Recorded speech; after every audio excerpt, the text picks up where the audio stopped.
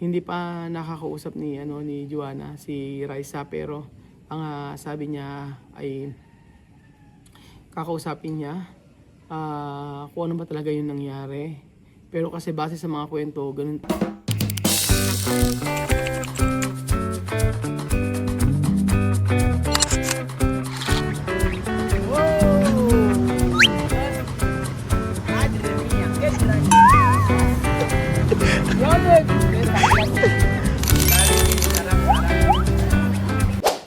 Magandang araw po sa inyong lahat, mga amigo, mga subscriber natin, mga mahal nating kaibigan.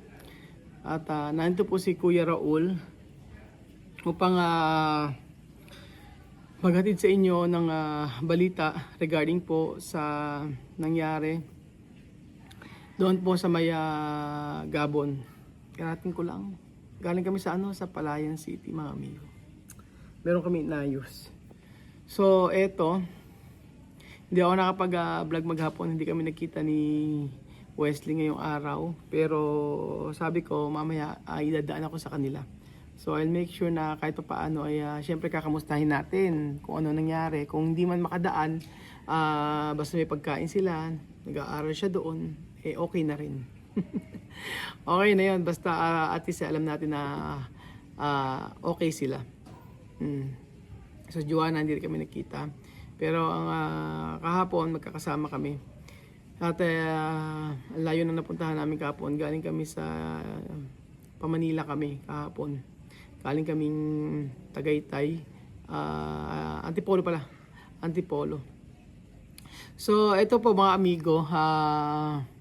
Regarding po mga kababayan ko sa nangyari kaya Ilan at sa mga anak ni Joanna kay Bambino ay ito po mga amigo yung mga nangyari at sabi ko nga po sa inyo, ang dami ng mga haka-haka regarding po sa pagkamatay ni Ilan.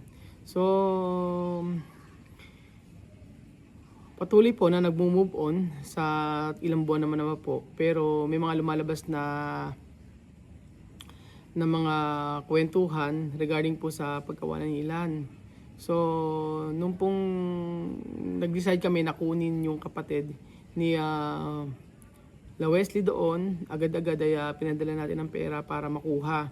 So ang layo ng lugar bago makuha yung mga bata. At buti naman successful at nakuha yung dalawang bata pa na rescue. At eto, sabi nga gano'n nakakwentuhan ko, katagal ko, mula kahapon ilang araw ko magkakasama ni Joanna. Ay bago kayo maghiwalay kahapon ay sinabi niya sa akin na kinuwento niya sa akin lahat-lahat. So, hindi lingid sa inyong kaalaman nung nawala po si Ilan ay malakas yung bata nang iniwanan nila Joanna doon sa may Gabon, as in normal, walang sakit. And then hanggang sa nagkasakit, umina at ang balita ko mga amigo, ganito nangyari nung nasa ospital pala. Kwento ko sa inyo. Nung nasa ospital po si Ilan mga amigo, sa unang ospital ay nahihirapan na pala si Ilan sa paghinga. Sabi pa ng ganun ng Raisa ay okay lang daw yun, gagawin daw. Kaya po nung nandun po sila nung nasa bata pa sila, sabi okay daw, okay na yung bata, sabing ganun ni Raisa. Tapos bumiyahe sila pa Malabo at after nun mga amigo, sabing ganun ni Raisa ay okay. Naka-video call pa nga po ni Joanna yung si Ilan that time. So ang kwento dito sa Taga-Gabon, ang kwento ng kanyang kapatid ay that time po mga amigo gustong dalhin sa ibang ospital at nasunod naman. Pero yung sinasabi na okay daw ay hindi talaga okay. Nagsinungaling yung kapatid niya na si Raisa para po siguro akala niya okay na ganyan. Tapos meron daw po nga inilagay na Ngayon, ang balita doon, si Raisa ay yung kababayan ni Raisa. Yun po ang kababayaan ng kapatid niya, kaya po nawala si Ilan. At napabayaan talaga. So, that time, gustong i-oxygen ng kapatid niya. Ang sabing ganun, ipa-oxygen mo na. Hindi ko alam bakit sinong kapatid sinasabi na dapat ipa-oxygen na, pero hindi raw po naniwala si Raisa. Sabi niya okay lang. Hanggang sa nanghina na po si Ilan. And then that time, mga amigo, ay lumabas na kasi lumabas na yung talagang dahilan. Sabi malaria, tapos pagkayari po hanggang sa manghina na manghina, ganun po, hanggang sa nag-oxygen na, hanggang sa siguro bumaba na immune system or bumaba na yung dugo. Kasi di ba usually pag malaria bumababa yung dugo, kung di ako nagkakamali, ganun po. So ngayon, ang sinisisi ng lahat ay si Raisa dahil pinabayaan yung mga bata. And then hindi pa nakakausap ni Joanna si Raisa, pero ang sabi niya ay kakausapin niya kung ano ba talaga yung nangyari. Pero kasi base sa mga kwento, ganun po talaga na si Ilan ay hindi nabigyan ng sapat na lunas, kaya po nagkaganoon. Kasi hindi po kami naniniwala na bigla na lang po na ganoon. And then ang sabi pa ni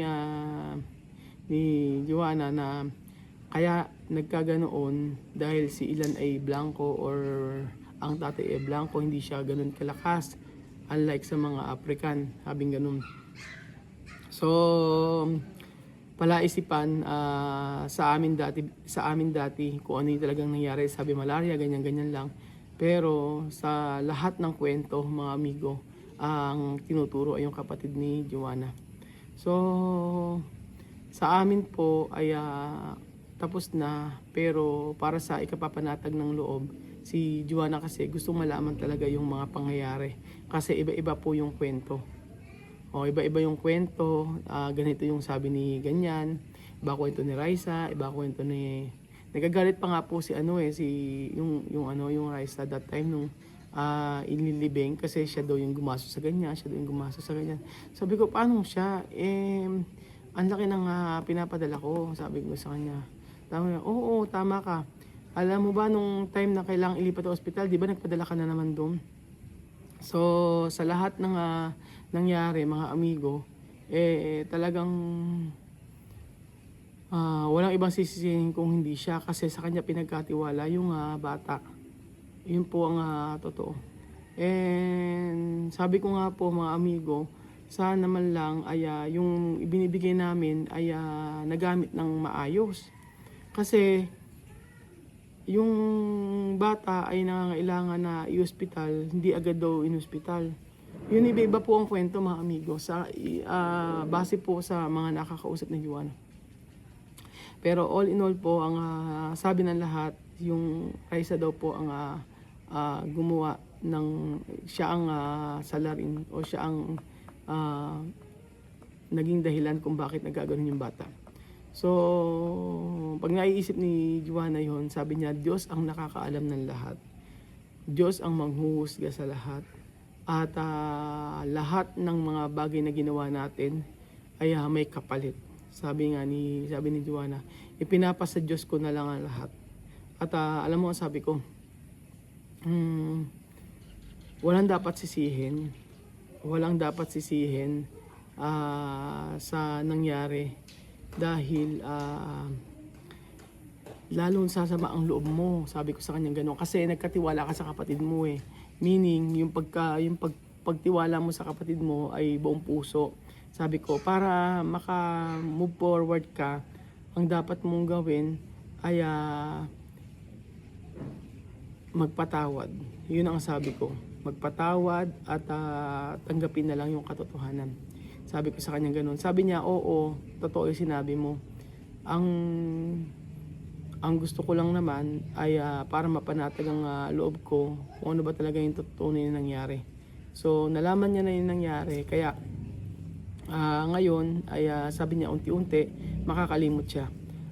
Sabi niya yung time at ngayon na makakalimot siya, syempre dito sa Pilipinas yung pagkakataon na yon na makalimutan niya lahat ng mga sakit na nararamdaman niya. So dahil sa pagsama niya sa amin at pagtingnan yung mga lugar na hindi niya pa nakita sa Pilipinas, yun yung way para maibsan yung kanyang nararamdaman na sakit. Pero sa nakikita ko po mga amigo, pagkasama namin siya, ay unti-unti bumabalik yung sigla niya, unti-unti naging okay siya. Yun po ang yun po ang nakikita ko sa kanya. Kaya nga po nung time na sinabi na alam mo ba dito ang kwento, yung kapatid mo ang pumatay sa bata. Ang kapatid mo ang may gawa ng lahat ng yan. So hindi naman daw nagtaka si Joanna sa ganoon. Sabi nga niya posible na pabayaan. Kaya po sabi ko sa kanya, pag-pray mo na lang, tapos na. Masakit para sa atin, pero hanggang iniisip natin yan, sure na tayo lahat mahihirapan. Yun ang payo ko sa kanya. At kapag nakikita natin yung anak mo na si Liam at si Bambino, yun dapat yung maging way mo para muling lumakas yung loob mo at magpatuloy sa buhay. Kasi favorite niya yun favorite niya si Ilan. Yon ang favorite niyang bata, kahit dati pa mga amigo, kahit ako si Ilan. Sobra lang kaming nasaktan dahil bakit hindi man lang inasikasong mabuti. Yun hindi man lang inayos yung sabi nga ni Joanna, wala kang pagkukulang Sabi niya, Raul, alam mo ba, wala kang pagkukulang kasi lahat ng sabihin namin, kailangan ng pera, padala ka agad. Kailangan ng ganito, padala ka agad. Sa isang buwan, nakakamagkano ko ng padala. Sabi ganun niya, para lang mapaayos yung buhay nila. Sabi ko, bakit ganyan ang ibang African? Sabi ko, ba't ganyan ang ibang African? Laging sa pera. Sabi ko sa kanya ganun. Ganyan sa amin, sabi niya ganoon. Sa amin, ganyan talaga sa amin, sabi niya. Kaya sa amin, kapag hindi mo binigyan or hindi mo binigyan ng ganyan, yung iba ay kumbaga parang hindi nila hindi gagalaw, hindi kikilos, ganyan. Actually ko naman yun, na experience ko naman yun nasa Africa ako. Kailangan talaga laging merong kaibibigay para kumilos. So ayun po mga amigo, kung para sa akin, kung si Raisa may gawa at siya may problema at siya may kasalanan, ipapasa Diyos na lang namin. Pero at least lumitaw na yung katotohanan na siya mismo yung may gawa ng lahat ng ito, kaya nawala si Ilan. At yun ay sinabi ng mga tao na nakasama niya. Kaya nga po nung umalis po si Liam tsaka si Bambino, alam niyo po, walang reaksyon at hindi nagalit si Raisa. Sabi niya, kunin mo. Ganun po mga amigo. So, ilang beses nang gustong kunin ni Joanna at dalhin din po sa kapatid niya. Kaso po, alam mo, sabi ni Raisa, bata pa yan, hindi pwede. Pero nung time na nakausap namin si Bambino at mga kinwento ang lahat, alam niyo po, nag-decide na talaga si Joanna. Sabi ko, kailangan mong kunin yung anak mo. Sabi ko sa kanya ganoon. At yun nga, sinunod naman niya yung kapatid din niya. Sinabi ko yon, sinabi ng kapatid niya at si Joanna, sinunod naman niya. Kaya po, sabi ko sa kanya, it's time para mag-heal ang lahat. At bumalik sa dati yung sigla niya. Sabi ko sa kanya, unti-unti, actually okay naman hindi na kagaya before. At very si Joanna, alam mo yon, yung kahit sensitive siya, alam niya na pag andyan na kami, napapatawa ko siya, napapatawa ni kay Belgium, okay na siya sa ganun. Kumbaga sabi nga niya, naging ang trato mo talaga sa amin ay mo sa akin ay parang kapatid, sabi niya. So, grabe, no? Grabe yung ginawa ng kapatid niya. Pero lahat ng ito ipapasa Diyos natin. Dahil sa huli, siya po ang huhusga sa mga ginawa natin dito sa lupa. So, yun po mga amigo. Thank you so much po. At paalam po muna. God bless po.